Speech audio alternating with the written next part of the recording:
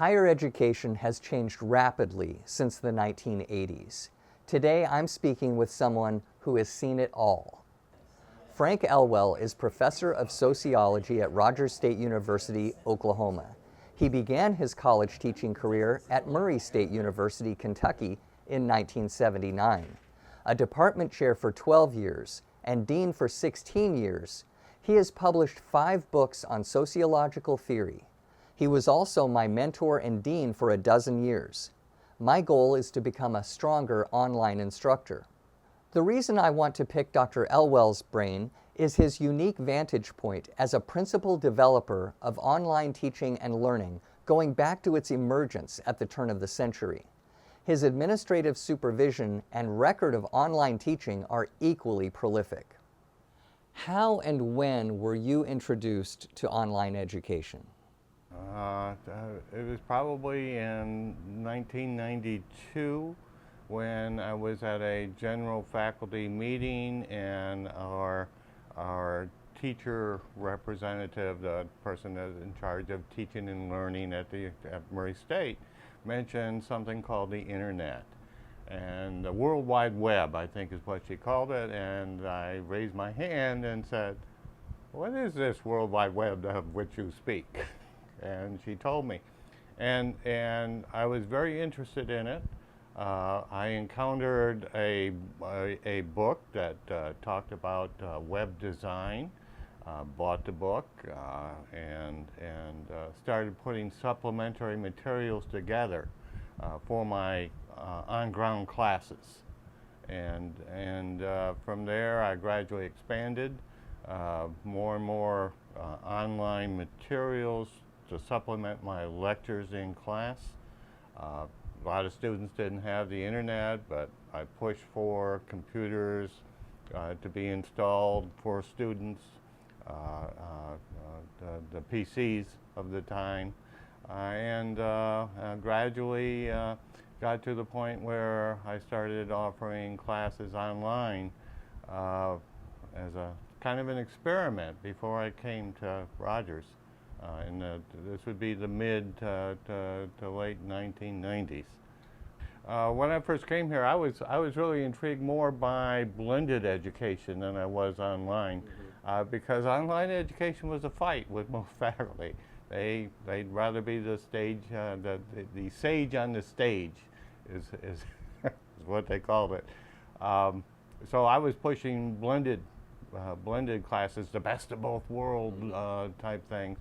But I gradually got more and more involved. Blended never really sold here. I could never quite understand that. I thought it was the best of both worlds. Right. Well, it seems that everything winds up flowing downhill to purely online.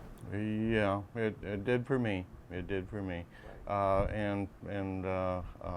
When I first started, we didn't have Blackboard or these, we used Genzabar here, or there was an e-college thing, which was a package.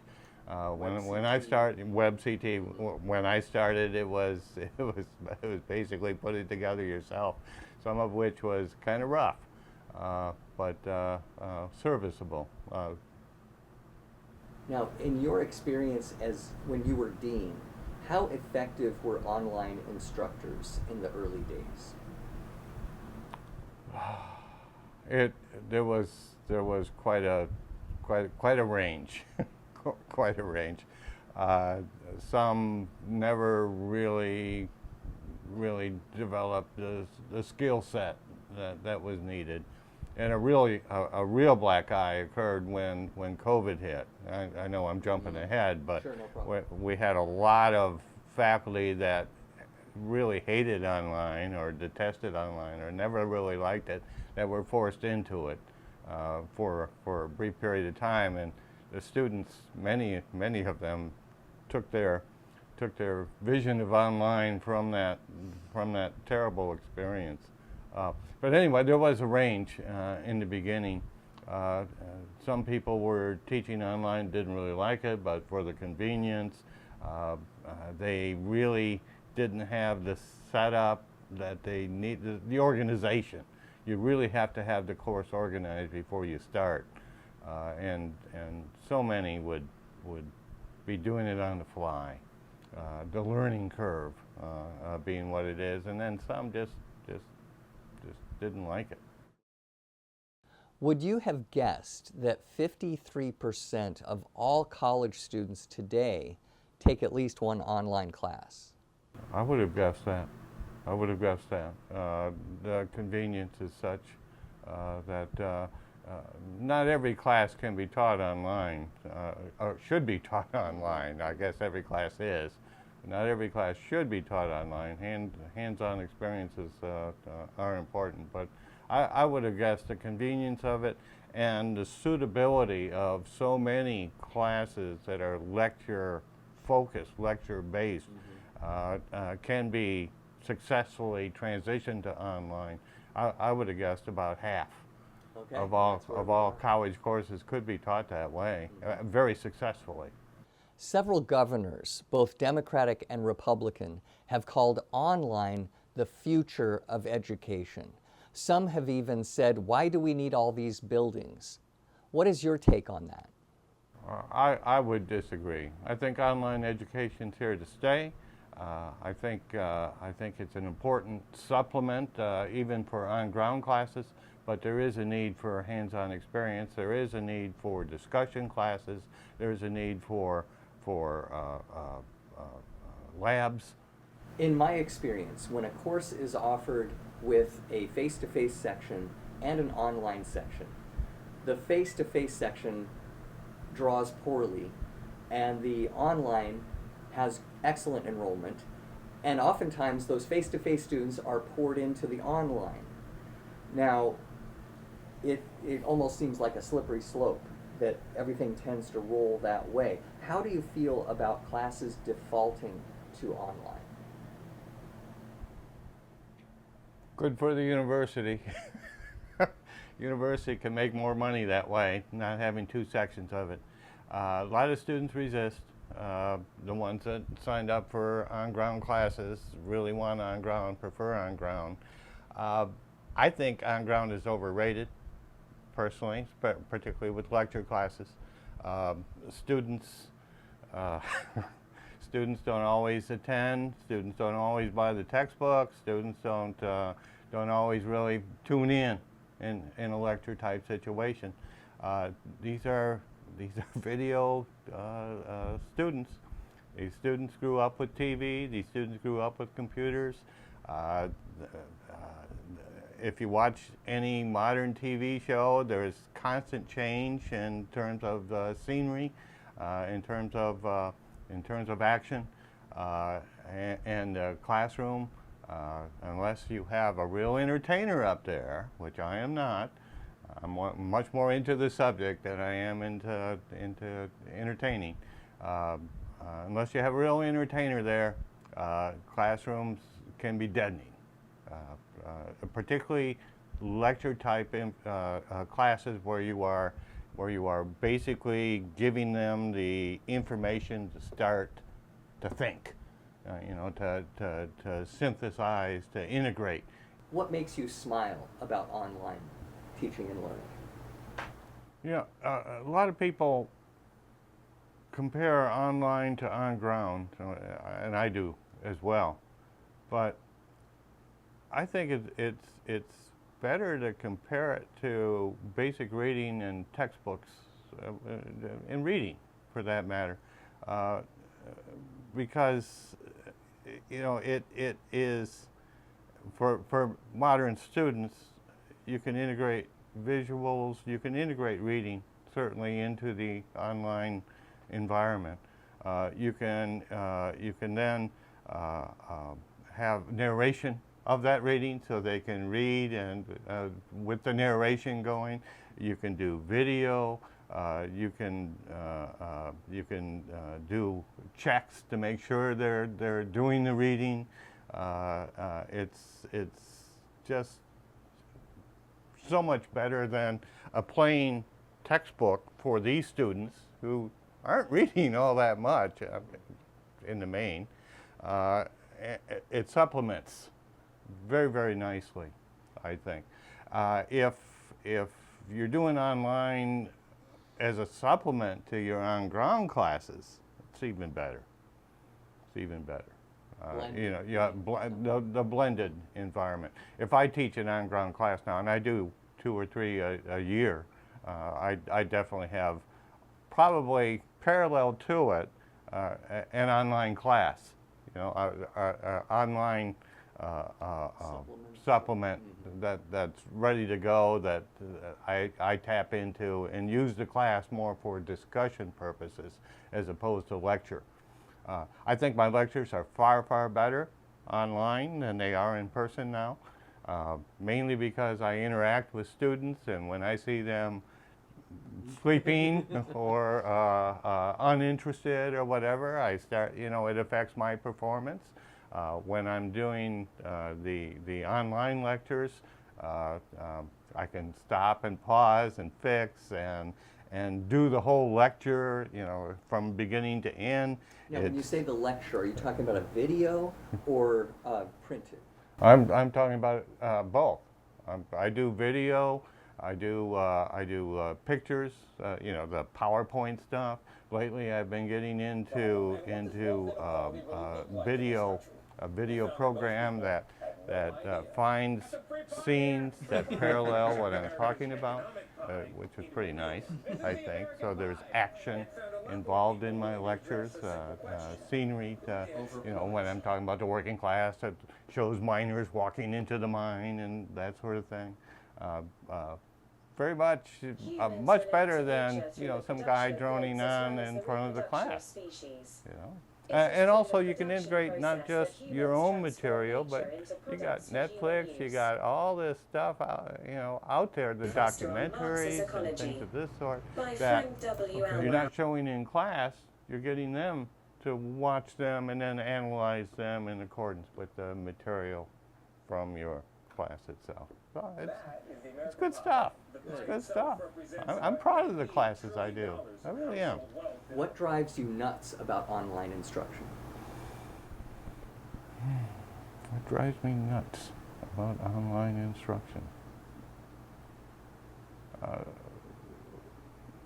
Really nothing. I kind of enjoy it.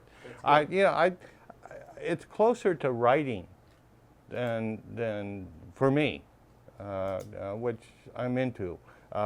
Oftentimes, the books I have written for my classes, for the classes I teach, or alongside the classes I teach, and then transition the written word back and forth to the lectures, the presentations, the quizzes, and then that affects my writing, polish. You know, it's a interaction process between my scholarly activity and my teaching.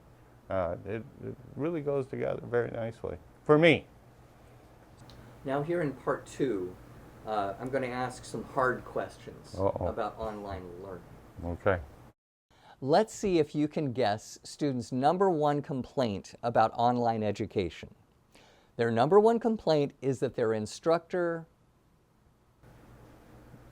doesn't respond to their questions. Right. Good.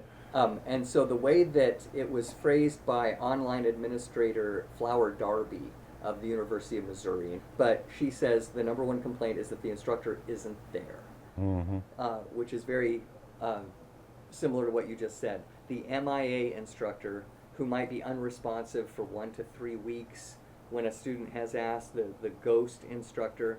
And I recall several conversations that you and I had about this subject. Is it too easy for instructors to put their courses on autopilot? Yes, that some instructors do that, and some instructors are terrible in the classroom too. Have I mentioned that? Yes. So yeah, there are some bad practices out there. There are some instructors that really shouldn't be online, or don't have the skill set for it, or the patience with it, or the what have you, that should be in the classroom. But again, there are some instructors that shouldn't be in that classroom either. They should She be says online. at least they walk into the room. Yeah. Whereas in online, sometimes they don't. Yeah, yeah, and that should be weeded out. That's a tragedy. I really try to make it a point to interact with each class at least once a week. You know, in terms of announcements and things of this sort. Normally send them an email or make an announcement or do both in each class. And then there's quizzes almost weekly. Quizzes and checks to make sure that they keep moving right along. Now, I'm talking about some of the selling points of online that universities have promoted. And some of these, in even advertising material, they will tout convenience and even speed. I remember a commercial for an online university using the word speed. Is this a worthy goal of higher education?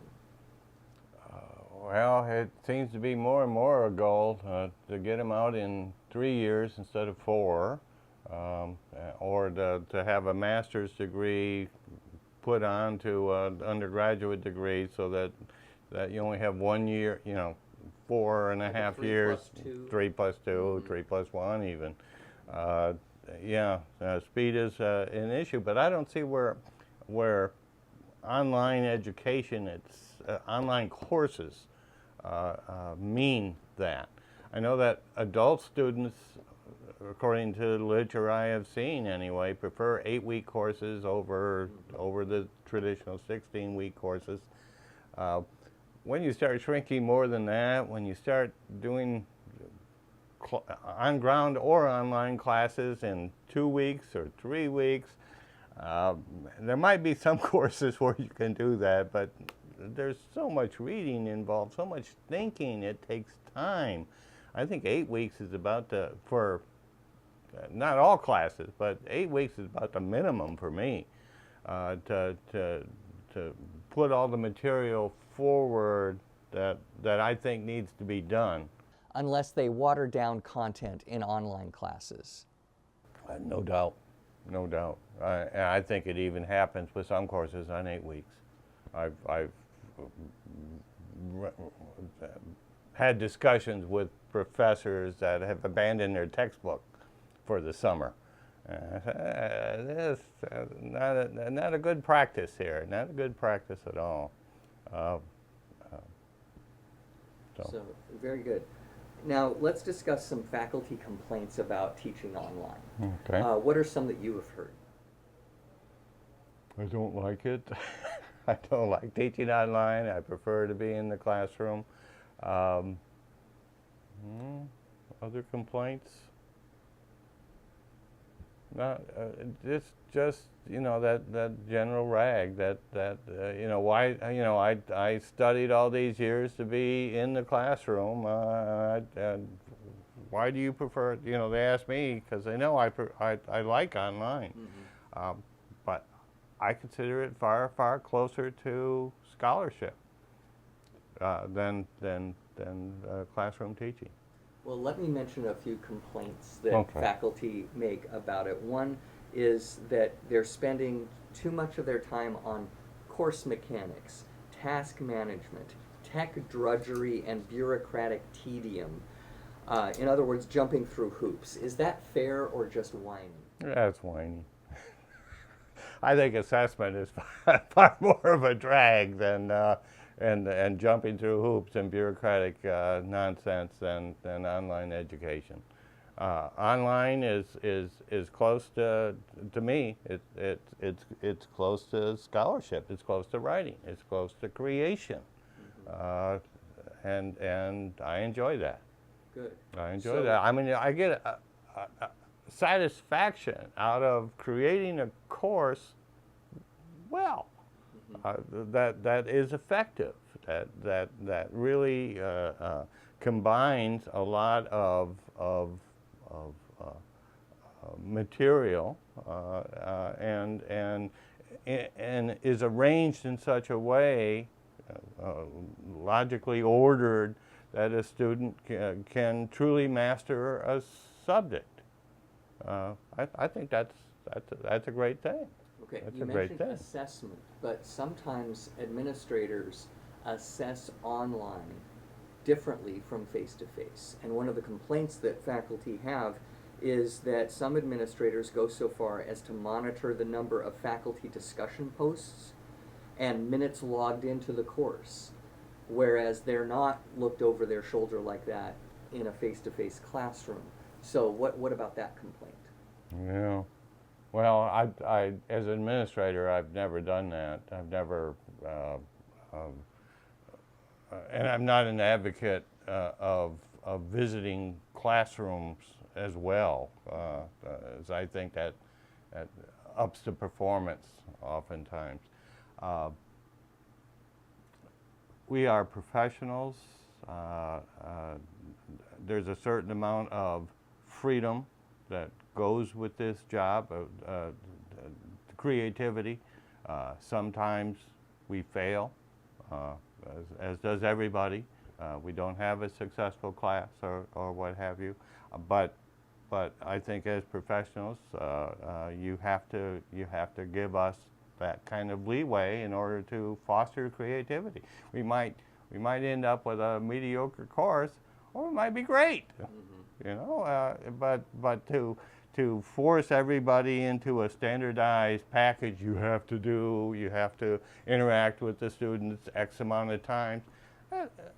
You have to spend 6 weeks on Iroquois, 6 weeks. That's just nonsense.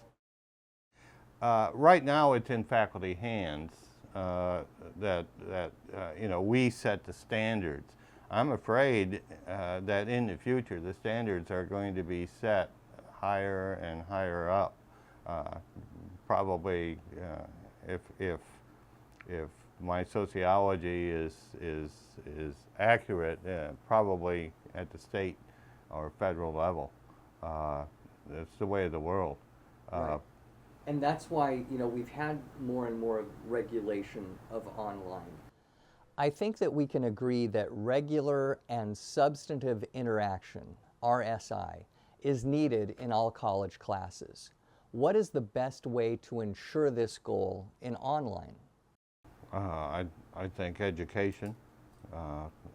When we train, educate professors, I think teaching component would be nice within graduate education for people that are headed to college teaching careers, both online and on ground.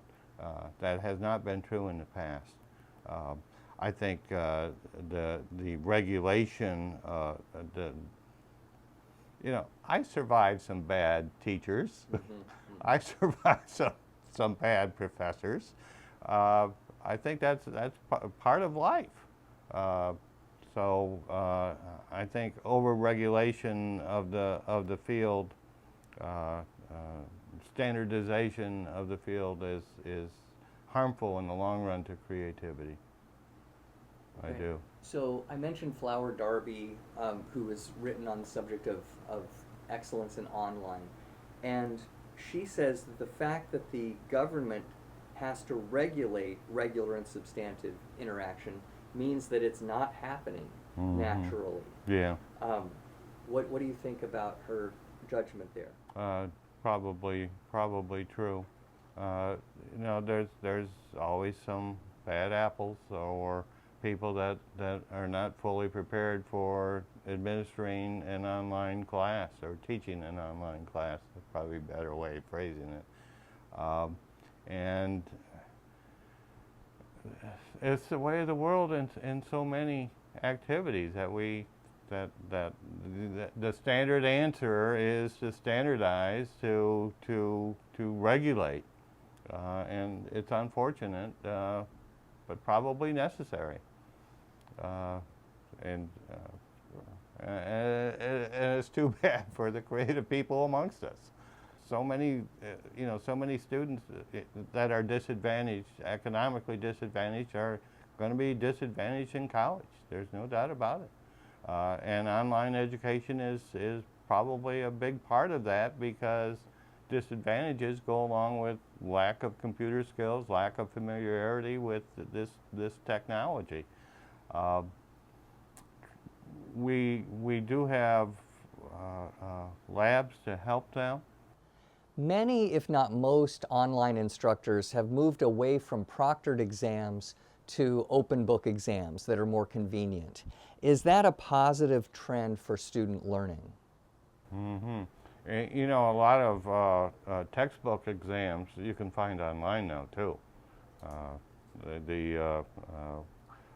In our intro course, we had I just completed an assessment for the school's intro courses, and found that the timed multiple choice exams that we were giving in our intro course, we did not meet the standard of 70% having passed. And one of the reasons for that was we make up our own exams. You know, the full-time faculty in the department have made up the multiple choice questions rather than rely on the textbook questions themselves. And those multiple choice questions also go not just from the book, not just over the book, but also the lectures that we produced and all that. So a lot of students were not prepared for that. They probably looked online, found the standard, and did not perform well. I use time tests. There are some complaints with the students that they don't have enough time in order to finish or think about or whatever, but that normally dies down after 2 tests or so. I give them an extra 5 minutes per like 15. If they have 15 questions, I'll give them 20 minutes to answer. I think that's more than, and it spreads them out, which is what these tests are designed to do. I mean, if they don't have that material mastered, they'll know the next time. You know, they learn. That they do have to read the book, that they do have to attend the lectures, that we're not just putting that stuff in there to entertain or to amuse. Do faculty with high academic standards just create headaches for themselves unless they water down content in online classes? Yes, and yes on ground two. Right, yeah, it's not really a distinction there. But Yeah. There's not really a distinction there. If you have high standards, too high, it's going to affect your reputation. I have a difficult reputation. I'm hard, supposedly. I think my subject's hard, sociological theory. I think that's part of where my rep comes from, but also, I believe I have some real standards. You got to read the book. You got to attend the lectures. You got to try to understand. So, do you think senior faculty have an obligation to keep standards high because they can't just be bounced out? Good question. An obligation, a norm or a value. That we keep these standards at a, you know, my standards aren't as high as they used to be. You know, reality has set in. It's not what I thought it was going to be when I first started college teaching. I finally have taught a graduate class the last couple of years in the counseling program, and it's what I thought undergraduate education was supposed to be. You know, it's a real discussion oriented. They actually read all the material. They want to learn, as opposed to the typical college classroom at this level. We're not talking, you know, what do you call it, a flagship university. And we're not talking about a private university. We're talking about a school or university that basically trains people for the middle level careers in counseling and teaching and science, lab work, doctors and lawyers, undergraduate anyway, for the specialized programs, nursing, a lot of career training going on. And you know, general education is supposed to broaden that out some, but it's resisted by many students. Why are we doing this? You know, I'm into nursing, or I'm into med tech or whatever. But you know, it's what life is. It's what citizenship is. I mean, you have to have a much broader education than just career training. Have you ever heard an administrator complain that an instructor's course was too easy?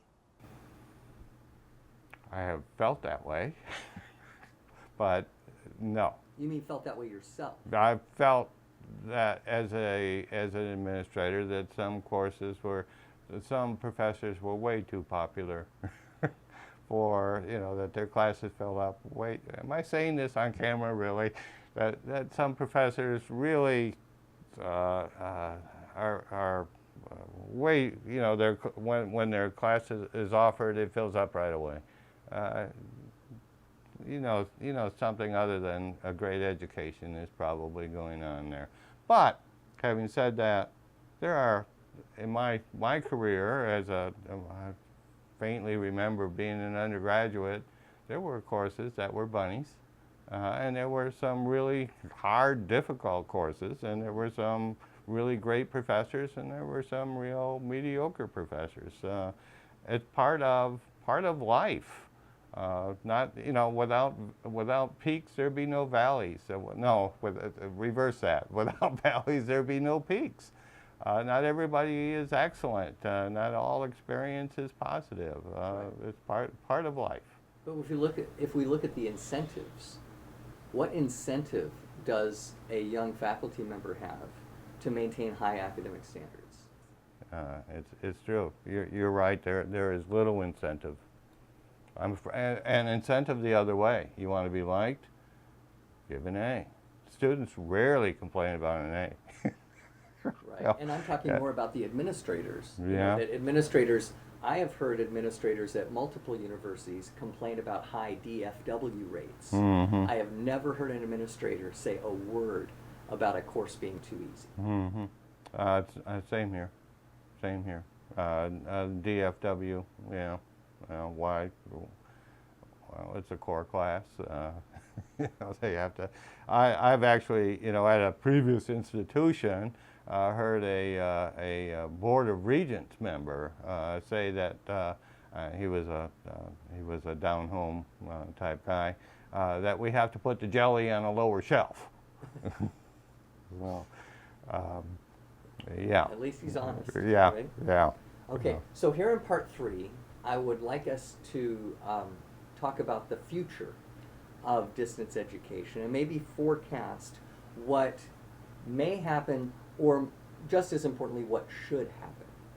So, what are some best practices that should spread?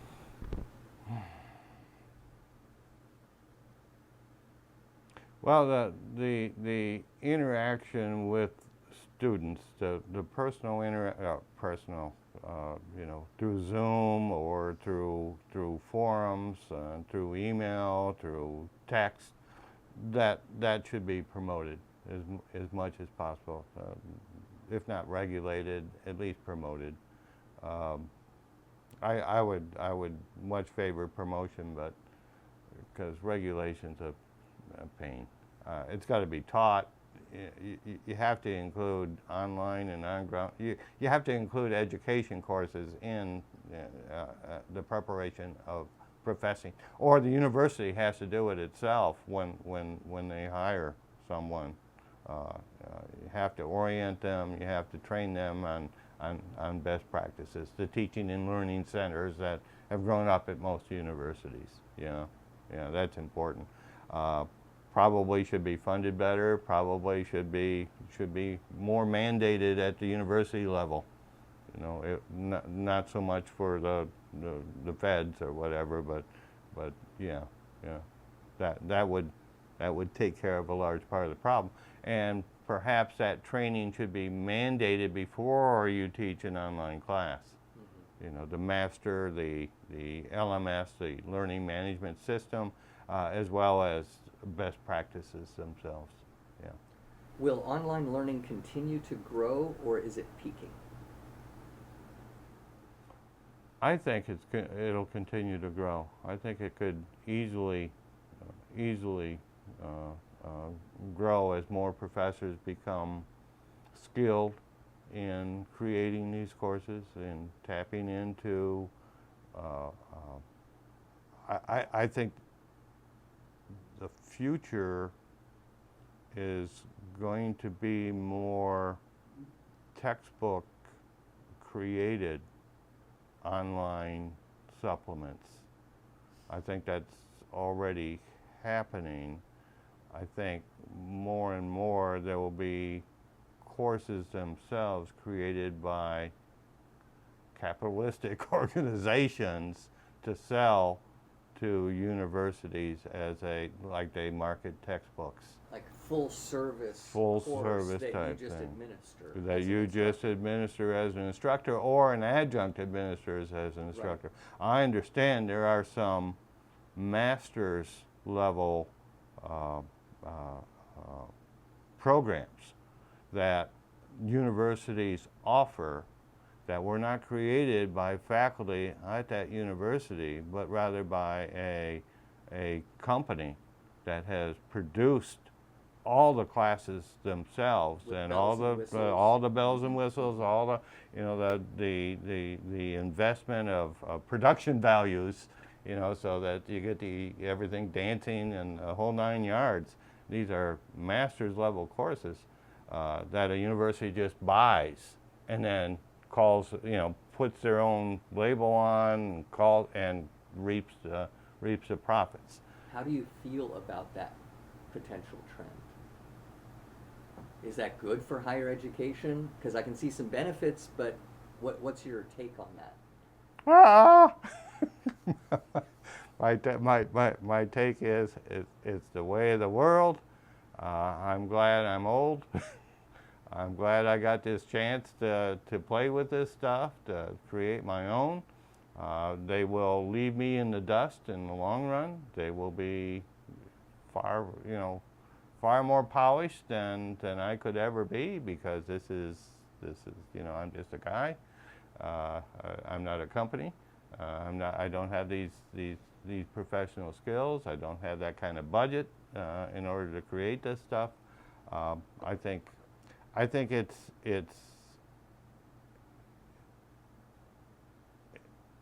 certainly marketable. It helps the university, meet the budgets that it has and all that. It's creating some good stuff, but it's terrible for professionals in the long run, I think. So is this an example of maybe where artificial intelligence is going to be taking jobs away from college professors? I think it already is. I mean, we're relying more and more on adjuncts just every year. But do you even need an adjunct for this kind of course? Well, there are some regulations that say you have to have you have to have 1 degree above what you're teaching. Right. So there's that. But adjuncts, and graduate students are exploited labor, basically, and they don't create so much as administer.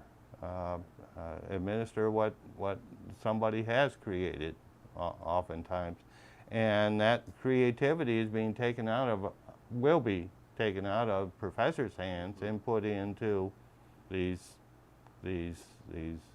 organizations. I mean, are they going to teach Marx? Are they going to really do that kind of heavy lifting that is required, or that type of creativity and reinterpretation, or are they going to standardize, over time? And over time, I think they'll standardize.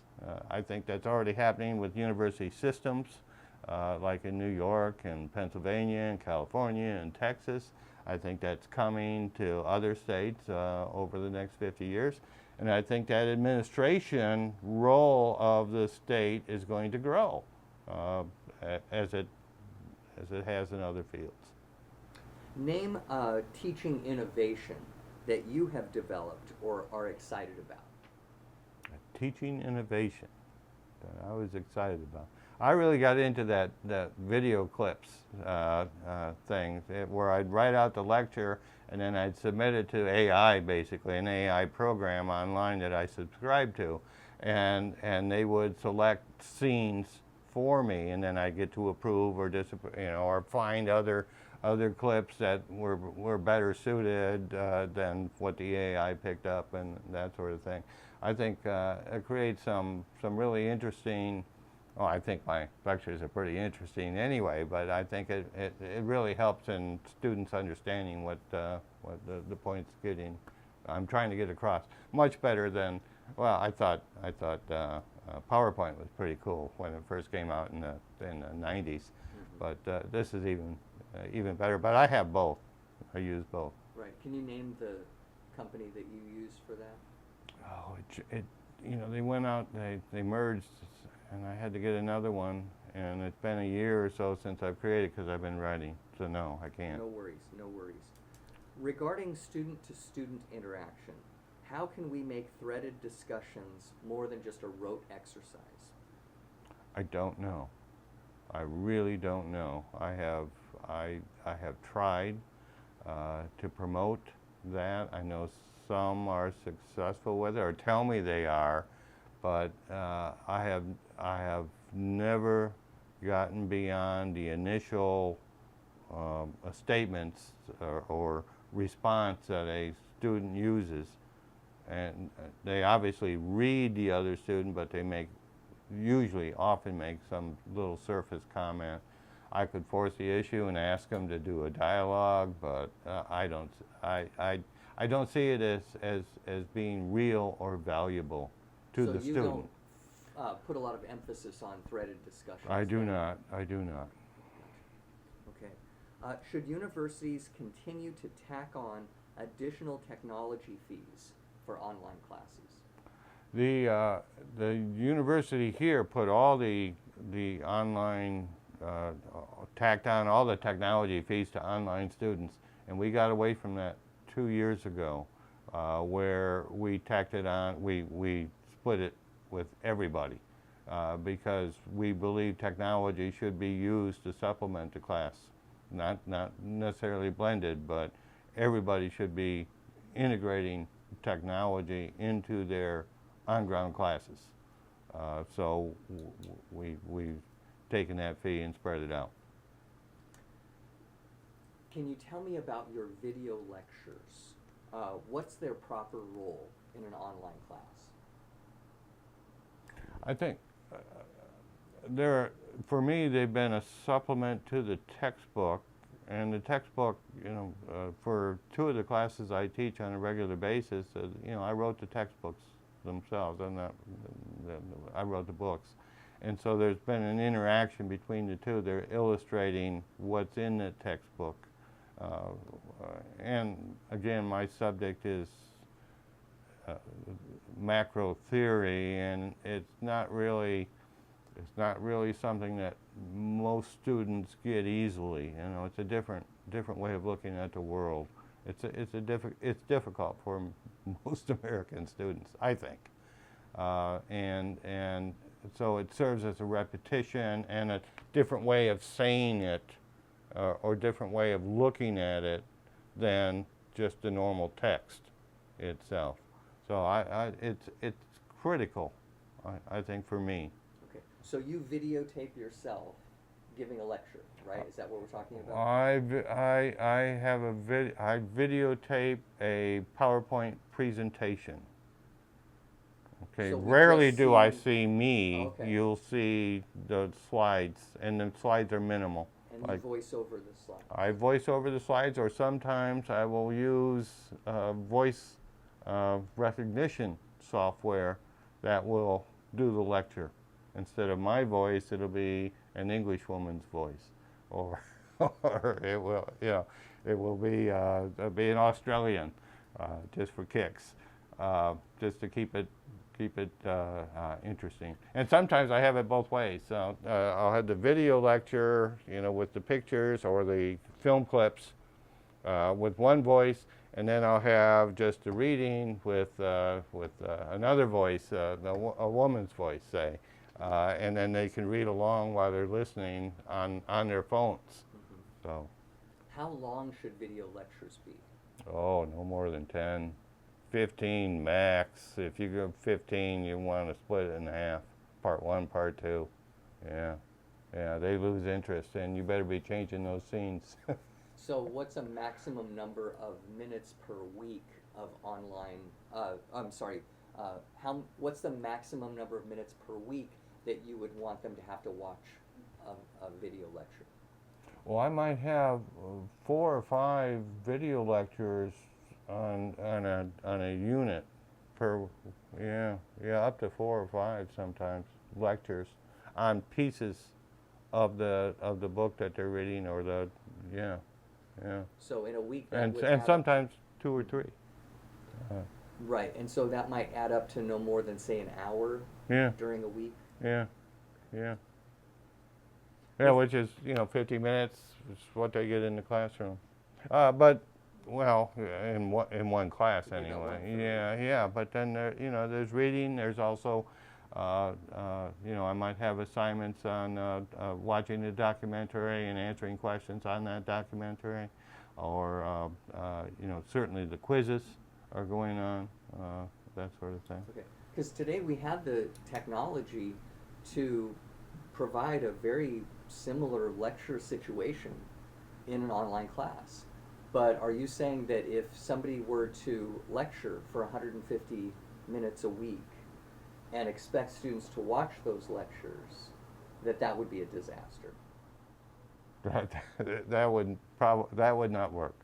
That would probably not work, and it probably doesn't work for a lot of kids on ground as well when they lecture on and on.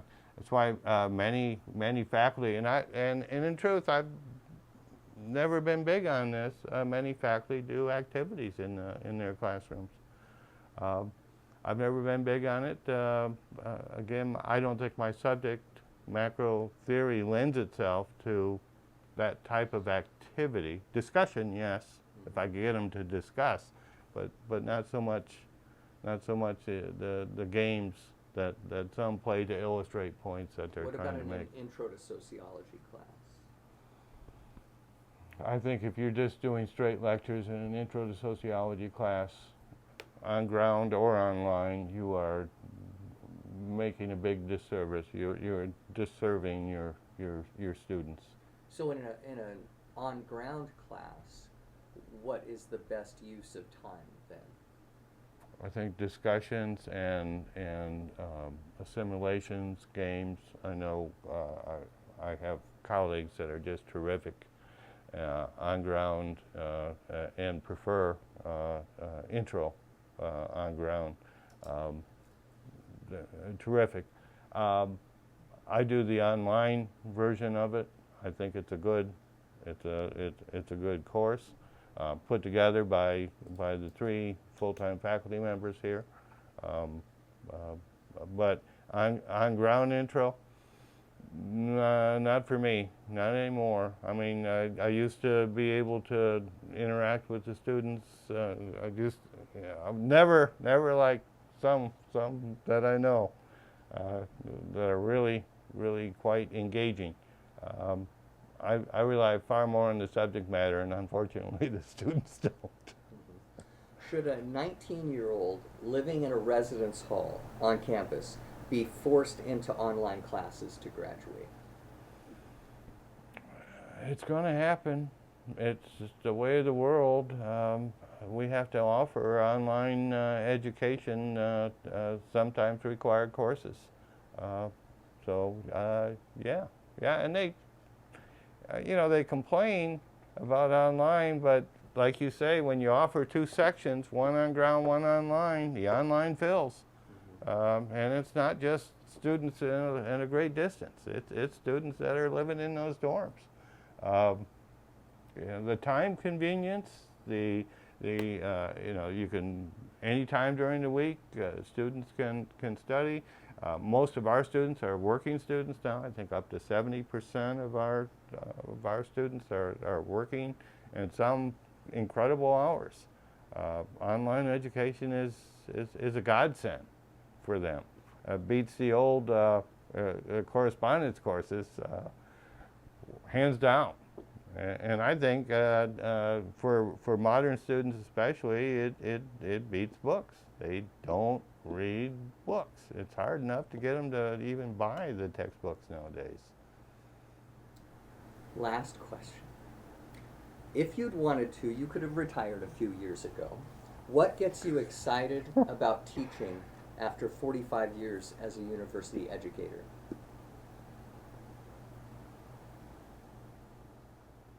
What gets me excited about teaching? I enjoy the creativity. I enjoy creating these courses and interacting with the students. I've had online students come visit me in the office to talk about issues. Not enough, but when they do and they're excited about it, and we can, it's great. It's great. I am just finishing up writing on a book that I am hoping is going to be published soon, and I want to use that in my graduate class next spring. That excites me. That excites me. It's going to replace a Postman book, as a matter of fact. But yeah, I love the creativity of it all. I have in mind another book for more. Many thanks to Dr. Frank Elwell and Director Lee Williams. This is the present and future of online education. Good day.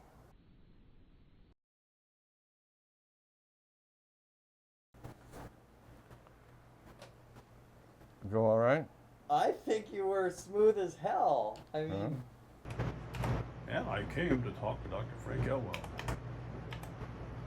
This is the oldest living operator of online systems. I think it's better for me not